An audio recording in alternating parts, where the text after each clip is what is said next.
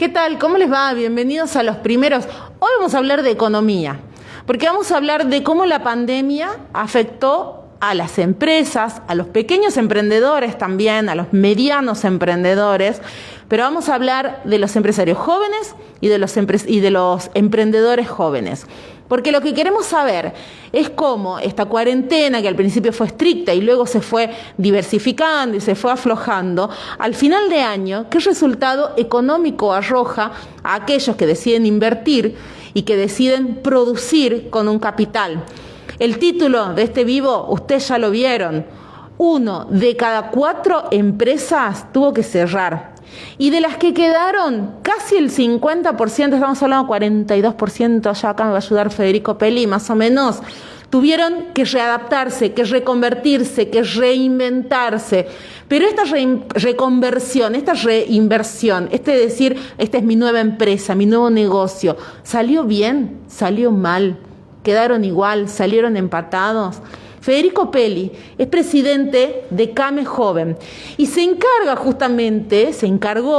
de hacer este estudio respecto de cómo nos afectó la pandemia económicamente. Muchos de ustedes que nos están viendo son comerciantes, son emprendedores, son pequeños empresarios, son medianos empresarios, así que este informe les va a interesar. La pandemia y las otras víctimas, las víctimas económicas. Federico Peli, bienvenido a los primeros. ¿Cómo estás? Gracias por atendernos. Buen día, Mariana. ¿Cómo te va? Gracias por la visita. Me impactó mucho el informe que elaboraste, especialmente porque es alto el porcentaje de empresas, vamos a hablar siempre de juventud, ¿no?, que cerraron. ¿Es así? Sí, bueno, la pandemia y la cuarentena tuvo un impacto mucho más fuerte en lo que es el sector sub-40 de jóvenes empresarios y emprendedores, mucho más que en las pymes en general. Ajá. Lógicamente la situación fue mala, como se la viene expresando desde todo el año, pero en este sector, como vos bien decías, el impacto fue mayor en el sentido de que la tasa de mortandad de empresas jóvenes fue altísima y las que se tuvieron que reconvertir también. Entre estos dos rubros, un 65%. Entre morir, digamos, entre cerrar y reconvertirse. Claro, entre cerrar o reconvertirse. Estamos hablando de más de la mitad de los emprendimientos del país sufrió de alguna manera estas consecuencias. Sí, porque generalmente son, digamos, la parte de emprendedores y jóvenes es un sector comercial o empresario con poca espalda como para recibir el impacto tan fuerte que tuvo un desplome en la caída empresaria en general y de facturación. Por lo tanto, creo que se relaciona con eso. Y de ese porcentaje de empresas reconvertidas, que están alrededor del 42%, realmente solo un 20% pudo aumentar la facturación. Ajá. O sea que esa reconversión que de alguna forma se dio tampoco fue la bala de plata de esos emprendedores como para poder zafar. Estoy haciendo un cálculo mental, ¿no? El 20% del 42%, estamos hablando más o menos que 8 de cada 100, te da así más o menos la cuenta en tu cabeza, la hagamos. Sí. Más o menos. Haciéndolo rápidamente, más o menos. Bien, entonces podemos hablar de que 8 de cada 100 empresas lideradas por gente joven aumentaron la facturación. ¿Tienes idea más o menos qué rubro puede haber sido? Bueno, claramente los que fueron funcionales a esta cuarentena, digamos, tecnología informática, todo lo que tenga que ver con la comunicación, deliveries, parte de servicios, digamos, que fueron esenciales. Comidas rápidas, lógicamente los deliveries, bueno, hubo una proliferación impresionante.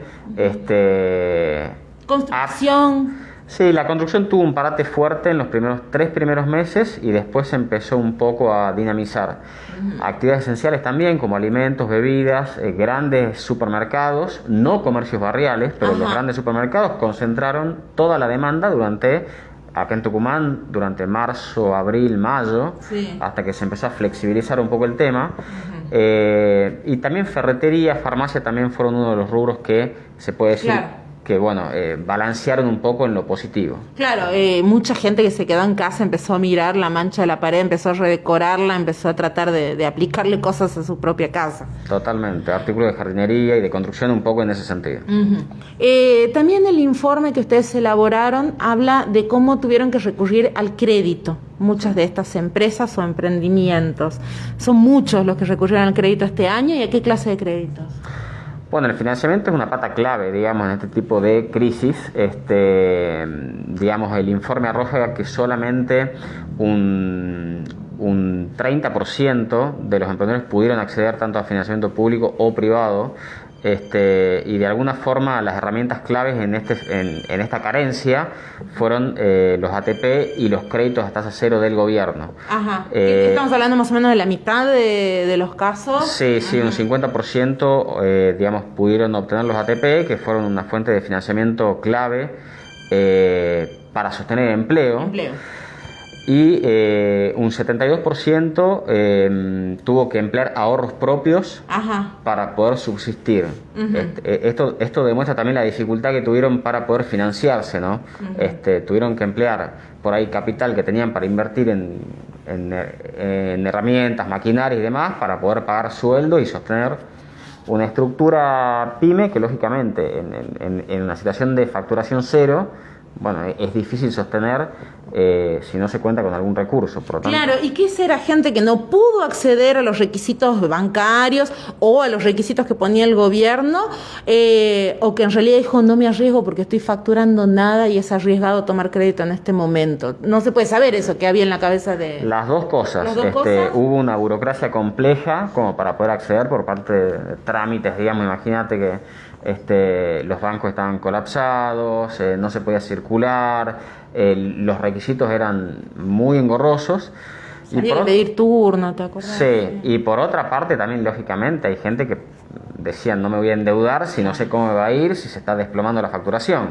Había mucha incertidumbre, la sigue habiendo, por lo tanto creo que fueron las dos vías que generaron esto. Hablábamos de trabajo, por último, del sostenimiento o no de los puestos de trabajo. ¿Qué resultados les arrojó en esa área? Bueno, hubo un 50% de las empresas de jóvenes que sostuvieron el empleo, un 35% tuvieron que despedir personal y un 15% los aumentó. Este 15% lógicamente de las actividades que nosotros mencionamos anteriormente, que fueron las únicas beneficiadas durante la pandemia. Beneficiadas no, que pudieron sortearla con un aumento de la actividad.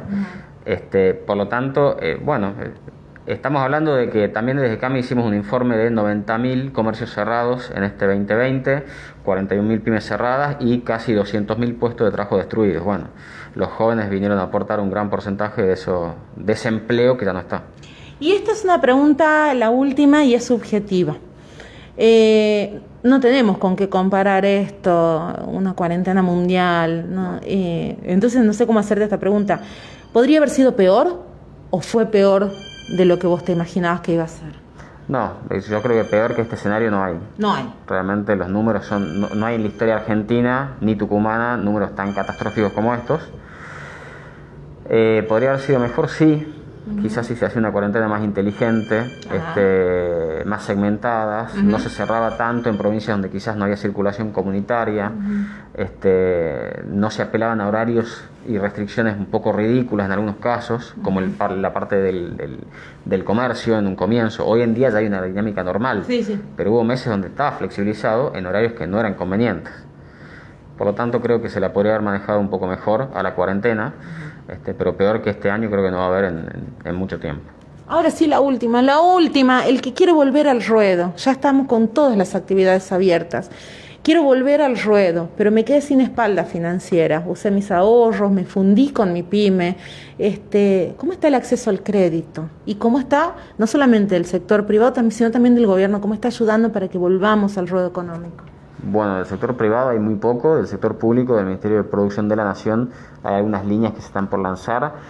No tengo detalle todavía porque son nuevas, pero bueno, los ATP ya se cayeron, los créditos a tasa cero también. Por lo tanto, eran herramientas muy importantes a las cuales apelaba mucha gente, ya no están más. Los ATP se reconvirtieron en el REPRO, que es mucho más acotado. Financiamiento va a haber que esperar para el año que viene. Hay que esperar entonces. Hay que esperar y bueno, mientras tanto capacitarse, ir pensando, imaginándonos, proyectando un 2021 con escenarios volátiles, complejos, pero bueno, no perdiendo la capacidad de invención y la capacidad de imaginación para poder tener un modelo de negocios con poco margen de fracaso. Bueno, gracias Fede Peli, muchas gracias.